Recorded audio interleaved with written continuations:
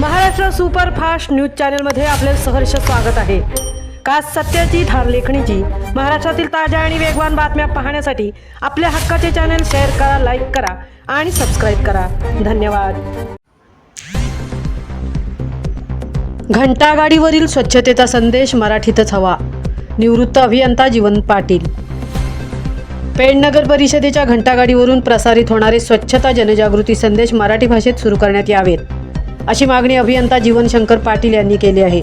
याबाबत त्यांनी पेण नगर परिषदेचे मुख्याधिकारी तसेच नगराध्यक्ष यांना पत्राद्वारे विनंती केली असून जिल्हाधिकारी रायगड व महाराष्ट्र शासनाच्या नगरविकास विभागालाही ईमेलद्वारे निवेदन पाठवले आहे। सध्या घंटागाडीवरील संदेश हिंदी भाषेत प्रसारित होत असल्याचे निदर्शनास आले असून महाराष्ट्राची राजभाषा असलेल्या मराठी भाषेतूनच स्वच्छतेचा संदेश नागरिकांपर्यंत अधिक प्रभावीपणे पोहोचू शकतो, असे जीवन पाटील यांनी नमूद केले आहे। स्वच्छ महाराष्ट्रासोबतच मराठी महाराष्ट्रही तितकाच महत्त्वाचा आहे, असे सांगत घंटागाडीवरील सर्व संदेश ध्वनिफिती व गीते मराठीत सुरू करण्याची मागणी करण्यात आली आहे।